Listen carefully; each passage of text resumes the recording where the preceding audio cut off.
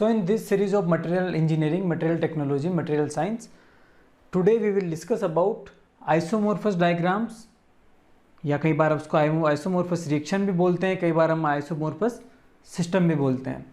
सो ये डायग्राम्स कैसे बनते हैं, क्या होते हैं और इनका क्या इंपॉर्टेंस है, हम सब की बात डिटेल में बात करने वाले हैं। सो पहला डायग्राम हमारा यहाँ पर होगा आइसोमॉर्फस डायग्राम के बारे में। सो आइसोमॉर्फस में क्या होगा कि एक लिक्विड जो होगा वो क्या करेगा, अगर आप उसको कूलिंग कर रहे हो, अगर आप लिक्विड की कूलिंग कर रहे हो तो वो लिक्विड क्या हो रहा है, एक सॉलिड में कन्वर्ट हो रहा है। एक लिक्विड क्या बन रहा है, एक सॉलिड बन रहा है। और अगर इसको अगेन आप हीटिंग करते हैं तो वापस क्या बन जाएगा, लिक्विड बन जाएगा। तो उसको जो हम बोलेंगे उस टाइप का पैटर्न जो रहेगा वो हमारा सिस्टम कैसा रहेगा, आइसोमॉर्फस सिस्टम। अब इसमें जो उसका एग्जांपल है आइसोमॉर्फस सिस्टम का वो हमारा है कॉपर निकल। कॉपर निकल क्यों है, क्योंकि कॉपर और निकल जो हैं both are completely soluble in each other. मतलब कि कॉपर और निकल एक दूसरे में पूरा घुल मिल जाते हैं और एक ही फेस बताते हैं सोलिड होने के बाद में। जबकि आयरन कार्बन में ऐसा नहीं है, मतलब डिफरेंट जो होते हैं एलिमेंट्स उनका डिफरेंट सोल्यूबिलिटी रहती है। कुछ मटेरियल्स जो होते हैं दोनों एक दूसरे में मैच कर जाते हैं, पूरे सोल्यूबल हैं, कुछ इनसोल्यूबल हैं। जैसे आप अगर किसी आप वाटर के अंदर अगर आप वाटर के अंदर अगर आप उसमें शुगर मिला रहे हैं तो शुगर कुछ हद तक तो मिलेगी कुछ टाइम तक, लेकिन एक निश्चित अमाउंट के बाद में फिर उसमें सोल्यूबल नहीं हो पाएगी, है ना।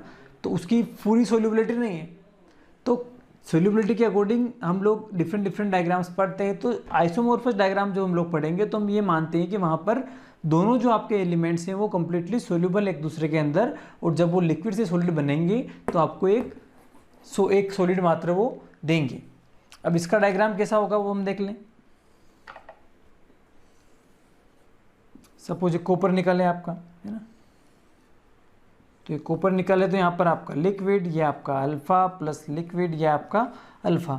तो एक लिक्विड ने क्या करा, कंप्लीट आपको एक नया सॉलिड बना के दिया। और जो ये कूलिंग हीटिंग वाली फेज़ है, ये वाली फेज़ हमको क्या देती है, liquid plus solid.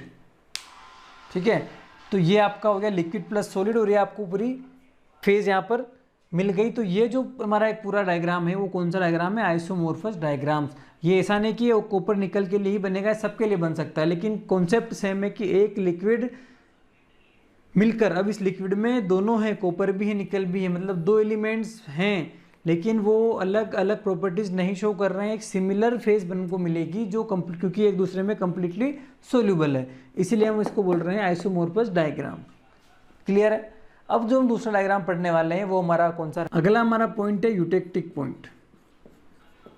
Eutectic point,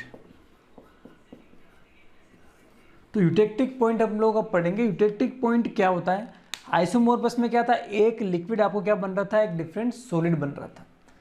eutectic में क्या होगा, आपका एक जो लिक्विड रहेगा उसको अगर आप कूल कर रहे हैं, लिक्विड को आप ठंडा कर रहे हैं, बहुत सिंपल सी बात, तो वहाँ पर वो आपको दो डिफरेंट सॉलिड देगा, वो सॉलिड 1 और सॉलिड 2 देगा।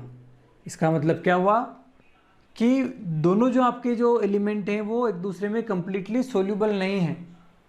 दोनों जो है आपके लिक्विड, दोनों जो हैं जो एलिमेंट आपके वो कंप्लीटली सोल्यूबल नहीं है। इसका एग्जांपल आपका जो है PbSN ले लो आप लोग, है ना।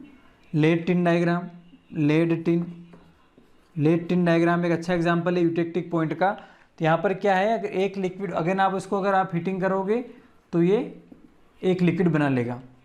तो अगर एक लिक्विड को आप ठंडा करने पर वो आपको दो डिफरेंट सॉलिड देता है। अगर मैंने आपको बोला था कि दो डिफरेंट सॉलिड, तो फिर आप वहाँ क्या बोलेंगे कि एक आपका अल्फा हो गया प्लस बीटा। तो यहाँ पर एक लिक्विड क्या कर रहा है, आपको अल्फा और बीटा अगर दे रहा है तो उस पॉइंट को, ऐसा पॉइंट जिस पॉइंट पर एक लिक्विड मेरा दो सॉलिड में कन्वर्ट हो जाए, उस पॉइंट को मैं बोलूँगा यूटेक्टिक पॉइंट। इसका डायग्राम कैसे बनेगा वो हम लोग देख लें।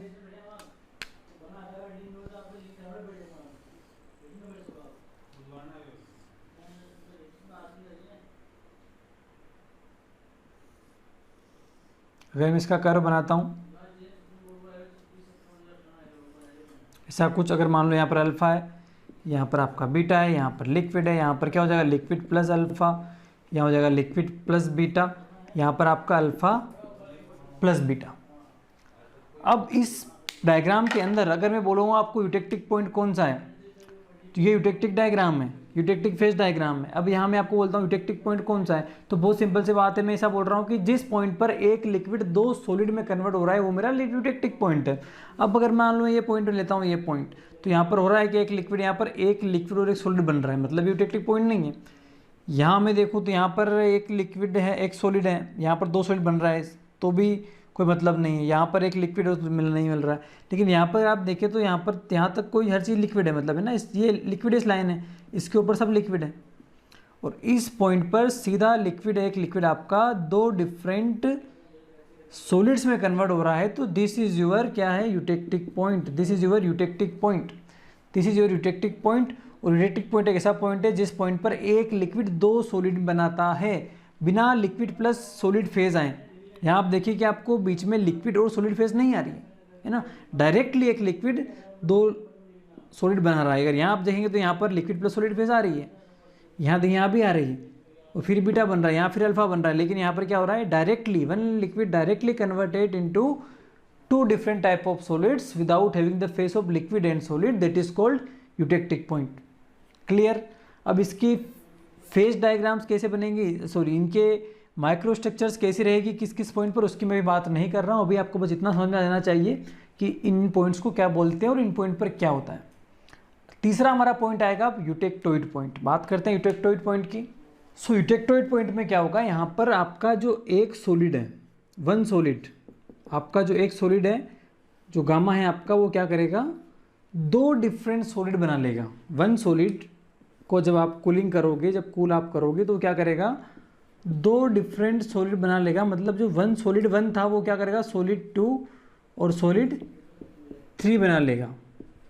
अब तीन सॉलिड है, मैंने आपको बोला था क्या नाम देंगे, तो यहाँ पर गामा हो गया, यहाँ पर आप क्या दे दें इसको अल्फा दे दें, इसको बीटा दे दें, तो गामा क्या कर रहा है अल्फा और बीटा बना रहा है, तो यूटेक्टोइड पॉइंट हो गया। यूटेक्टिक में क्या था एक लिक्विड, यूटेक्टिक में एक लिक्विड मिलकर आपको दो डिफरेंट सॉलिड मिल रहे थे, आइसोमॉर्फस में आपको लिक्विड मिल रहा था सॉलिड में, यहाँ पर क्या हो रहा है एक सॉलिड आपको दो डिफरेंट सॉलिड दे रहे हैं, तो वो हो गया हमारा यूटेक्टोइड पॉइंट। ये पॉइंट बहुत काम में आने वाले हैं। जब भी मैं आपको बोलूँगा बेटा यूटेक्टिक पॉइंट है, आप समझ जाओ मैं कहाँ की बात कर रहा हूँ, मैं जहाँ बोल रहा हूँ यूटेक्टोइड पॉइंट है आप समझ जाओ कि कहाँ की बात कर रहा हूँ, ठीक है। तो अब इसका एग्जाम्पल क्या है, इसका सबसे अच्छा एग्जाम्पल है आपका Fe3 कर्व, Fe3 कर्व मतलब आयरन आयरन कार्बाइड डायग्राम, जहाँ पर आपको देखने को मिलता है। अगर मैं आपको एक डायग्राम बनाता हूँ, आप वहाँ देखें कि ये पॉइंट कहाँ आएगा। अगेन मैं एक फेज डायग्राम बनाता हूँ, अगर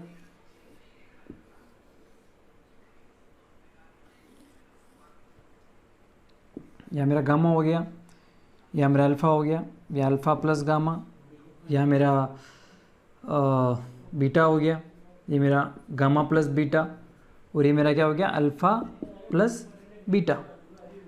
तो इस डायग्राम में यूटेक्टोइड पॉइंट कहाँ है, तो यूटेक्टोइड पॉइंट यहाँ पर इस डायग्राम में कहाँ पर होगा, जहाँ पर एक सॉलिड दो डिफरेंट सॉलिड में कन्वर्ट हो रहा होगा, और वो कहाँ हो रहा है इस पॉइंट पर। एक गामा ऑस्टेनाइड जो है, मतलब गामा जो ये सॉलिड है, ये टू डिफरेंट सॉलिड्स में कन्वर्ट हो रहा है, तो ये हमारा क्या हो गया यहाँ पर एक यूटेक्टोइड पॉइंट हो गया, दैट इज यूटेक्टोइड पॉइंट, ठीक है। तो तीनों पॉइंट में आपको डिफरेंस क्लियर हो गया, आइसोमॉर्फस, यूटेक्टिक और यूटेक्टोइड में। तो इनका सबका हम यूज़ करेंगे आयरन कार्बन डायग्राम में। अब यहाँ पर एक और अगर क्वेश्चन मैं आपसे पूछूं कि चलो एक काम बताओ, एक डायग्राम है तो इसके अंदर यूटेक्टिक पॉइंट कहाँ पर आएगा और यूटेक्टोइड पॉइंट कहाँ पर आएगा, टेम्परेचर रेंज अगर ये है तो कहाँ पर आएगा।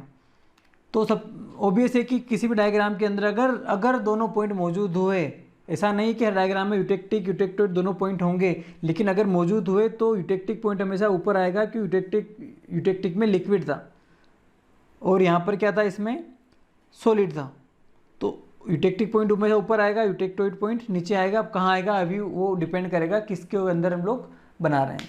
Now the fourth and last जो हमारा पॉइंट है, जो डायग्राम है, वो हमारा है पेरिटेक्टिक पॉइंट। नाउ देखते हैं क्या होता है पेरिटेक्टिक पॉइंट। सो पेरिटेक्टिक पॉइंट हम लोग आखिरी पॉइंट आज पढ़ने वाले हैं। तो पेरिटेक्टिक पॉइंट में क्या होगा कि एक लिक्विड और एक सॉलिड मिलकर क्या होगा, एक नया सॉलिड बनाएगा।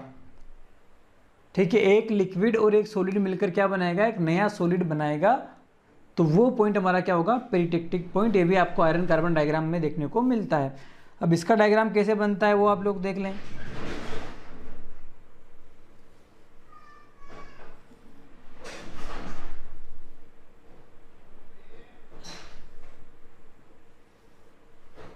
ठीक है, ये आपका लिक्विड है, ये आपका लिक्विड प्लस सॉलिड है, ये आपका सॉलिड है, ये आपका सॉलिड प्लस सॉलिड है, और ये आपका सॉलिड है, ये आपका लिक्विड प्लस सॉलिड है।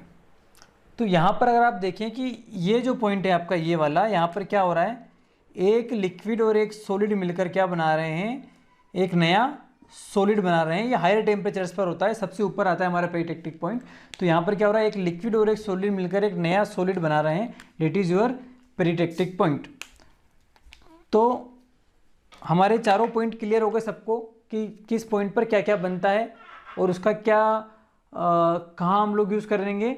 अब इन सब डायग्राम्स की क्या माइक्रो स्ट्रक्चर्स होती है, किस पॉइंट पर क्या स्ट्रक्चर्स रहेगी, क्या इनकी through out the same micro structure रहेगी, इस पॉइंट पर क्या रहेगी, इस पॉइंट पर क्या रहेगी, इस पॉइंट पर क्या रहेगी, ये हम लोग आने वाले वीडियो में देखेंगे। जो अगला आपका वीडियो होगा वो होगा micro structures of phase diagram.